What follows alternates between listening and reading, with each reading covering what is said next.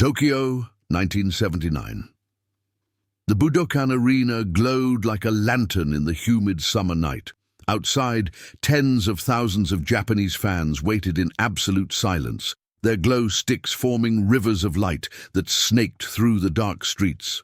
Inside, behind the curtains, Freddie Mercury sat alone on a flight case, his hands trembling slightly as he fixed the diamond cuff on his wrist. He had been coughing all day. His voice, that thunder that once shattered stadiums, was fragile tonight, strained by endless tours, exhaustion, and a quiet storm inside his heart. He looked at the setlist taped to the monitor. The next song was "Love of My Life," and he whispered to himself, "I don't know if I can do it tonight." When the first chords rang out, the audience erupted into a roar that echoed like a wave. Brian May's guitar shimmered through the hall, golden and soft. Freddie stepped into the spotlight, his silhouette reflected in 1,000 teary eyes. He took the microphone, opened his mouth, but no sound came. A single breath escaped, rough, uncertain. He looked down, defeated for a moment, and smiled faintly, trying to hide the pain. Then something extraordinary began to happen. The crowd, 10,000 voices strong, started singing for him, every word, every note, in perfect English. Freddie froze. He looked around in disbelief as the audience carried the song without him. "Love of my life, you've hurt me." They sang it like a prayer. He pressed his hand against his chest, eyes glistening. The spotlight caught a single tear sliding down his cheek. For a man who had built his life on performance, it was the first time he realized that love didn't always need to be shouted. Sometimes it was sung back to you. When the song ended, Freddie just stood there. He didn't bow. He didn't speak. He simply looked at the audience, this sea of strangers who somehow understood him better than he understood himself. He raised both hands slowly and whispered, barely audible through the microphone, "Arigato." The crowd erupted, chanting his name. For that one night in Tokyo, Freddie Mercury didn't need to sing. The world sang for him, and he never forgot it.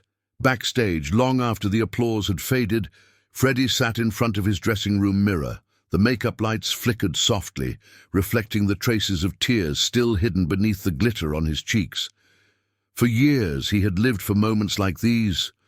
The roar, the lights, the illusion of perfection. Yet that night in Tokyo, something had shifted inside him. He wasn't the untouchable performer anymore. He had seen something purer, love without judgment, applause without demand. He whispered to his reflection, "They sang because they felt it, not because they had to." Brian May quietly entered the room, a towel over his shoulder, his hair still damp with sweat. He didn't say a word at first. He just looked at Freddie through the mirror and smiled. Gently. "You know," Brian finally said, "you didn't sing a note, and it was one of the best performances we've ever had." Freddie laughed softly, though his eyes still carried that distant look, the one of a man who had just glimpsed his own vulnerability and found peace in it. Outside, fans were still waiting, holding signs written in both English and Japanese. "We love you, Freddie." He stood, wiped his eyes, and walked to the curtain once more. He peeked through, seeing the faces of those who had just sung his heart back to life. For the first time, Freddie Mercury didn't feel like an idol or a mystery. He felt human, and for him, that was the most powerful song of all. Weeks after the Tokyo concert, Freddie returned to his London home, a quiet mansion filled with silence and half-written songs. One morning, Phoebe, his close assistant, walked in holding a stack of fan letters. "More from Japan," he said with a grin. But one envelope caught his attention. It was small, hand-decorated with cherry blossoms drawn in pencil. The handwriting was delicate, almost trembling. He opened it slowly. Inside, a young girl named Aiko had written, "Dear Mr. Mercury, When you couldn't sing, I saw that you were still brave. That night, we wanted to give your voice back to you." Freddie read the letter twice, then 3 times. He placed it gently on the piano and stared at it for a long moment. In that quiet room, her words echoed louder than any stadium. It was not the applause he remembered from Japan. It was that feeling of being seen, understood, forgiven even. For years he had feared that if people truly knew who he was behind the stage lights, they would turn away. But that girl's letter told him otherwise. They didn't just love the performer, they loved the man. He took out a sheet of paper and began writing back. "Dear Aiko," he began, "you gave me something I didn't know I needed, a reminder that music isn't just about sound. It's about heart." He signed it simply, "Love, Freddie." That night, as rain tapped softly against the window, he placed the letter beside his piano, and before going to bed he whispered to himself, "Maybe love really is the greatest song I'll ever sing." It was a year later in Buenos Aires. The heat of the Argentine summer wrapped the city in gold, and Queen was once again performing for a sea of thousands. The stage lights burned bright, but Freddie's thoughts were elsewhere. Back, in Tokyo, when the band began "Love of My Life," he hesitated for just a second, closing his eyes. The crowd's energy was electric, wild, different from Japan's reverent silence, but deep down he was waiting to feel that same unspoken connection, that invisible bridge between his voice and the hearts of those who listened. As Brian's guitar whispered the familiar melody, Freddie let the audience take the first line. Instantly, thousands sang in unison, their Spanish accents rapping around the English words like a warm embrace. "Love of my life, don't leave me." Freddie smiled, a slow, genuine smile, and for a brief moment he saw not the crowd in front of him, but those Japanese faces from a year ago. The harmony, the devotion, the love that transcended language. It was as if Tokyo had followed him here, living inside every chorus. After the song, he walked to the edge of the stage, looking out at the glowing sea of hands. "Thank you," he said softly, his voice steady this time. "You don't know what this means to me." The crowd roared louder, unaware that behind that sentence lay a silent promise, to never forget the night the world taught him what love truly sounded like. London, 1981. The world now called him a legend. Every stage, every photograph, every magazine, all showed Freddie Mercury, the untouchable showman. But behind closed doors in his Kensington home, he often found himself alone with a glass of wine and the quiet hum of a piano. One night, he sat before the mirror, still in his stage outfit after a sold-out show. The lights from the vanity shimmered across his reflection. The man in the mirror looked perfect, painted, dazzling, invincible. But Freddie whispered to that reflection, "Who are you when the lights go out?" He touched the mirror softly, leaving a smudge of makeup on the glass. The image staring back seemed tired, older, and somehow lonelier. Fame had given him everything, but it had also demanded the mask, the smile, the confidence, the illusion that he never broke. Yet the memory of that night in Tokyo haunted him still. There, he hadn't needed to perform. The crowd had loved him without the mask, and that truth both comforted and terrified him. He closed his eyes and began to hum "Love of My Life" quietly, just for himself. No crowd, no spotlight, just the man and his song. The notes were fragile but honest, perhaps more beautiful than ever before.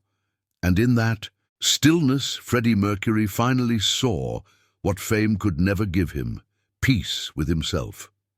It was spring of 1983, and Queen was rehearsing in a small studio tucked away in London.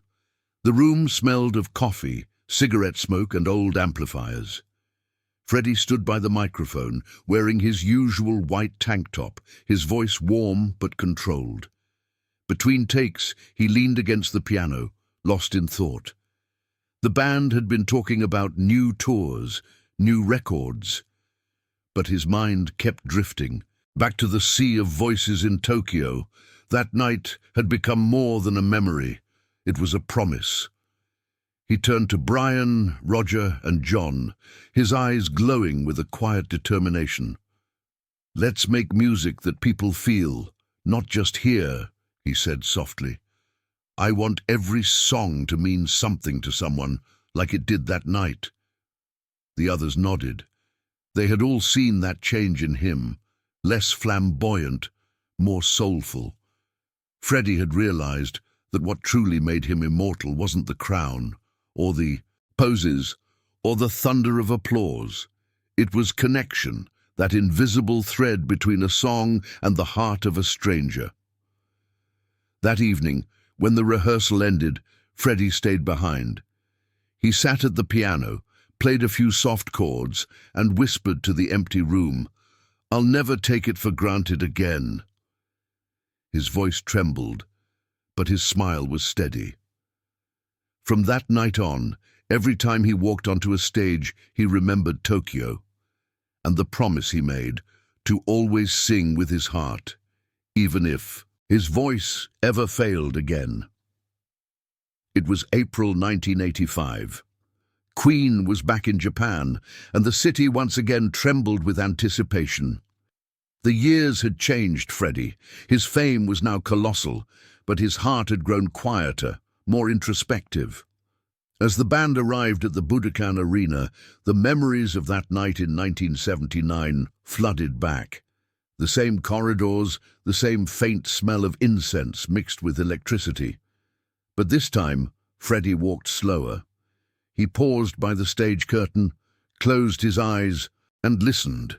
The audience was chanting his name just like before. When he stepped onto the stage, the crowd roared like a tidal wave. He greeted them with his usual confidence, but deep inside, he felt a warmth he couldn't describe. As the first notes of "Love of My Life" began, he didn't sing right away. Instead, he raised a finger to his lips, a silent request. The stadium understood.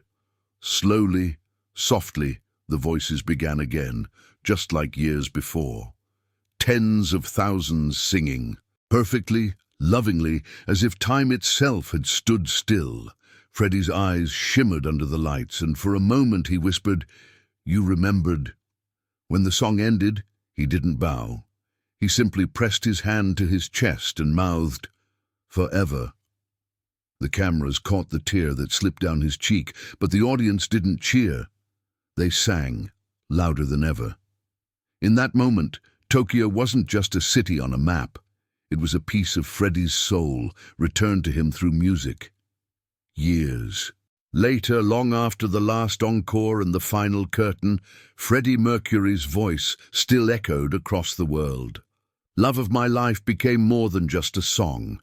It became a memory shared between artist and audience, a living bridge between hearts. Those who had been in Tokyo that night often said they didn't just watch a concert. They witnessed love itself. And for Freddie, that moment remained carved deep within him until his final days. He would often say quietly to friends, "They sang when I couldn't. That's real love, darling." In his home, the letter from Aiko stayed on his piano, yellowed with time, but never forgotten. Sometimes late at night, he would sit there with a candle lit, gently touching the paper, remembering the crowd, the tears, and the feeling of being understood. It was no longer about fame or perfection. It was about connection. That unspoken exchange between one man and the world that loved him back. When Freddie passed, fans across Japan gathered in silence, holding candles, softly singing the song that had once united them. Their voices rose into the night air, carrying his melody into eternity. "Love of My Life" was no longer Freddie's song. It belonged to everyone. And somewhere beyond the lights, perhaps he smiled, knowing that the music and the love would never end.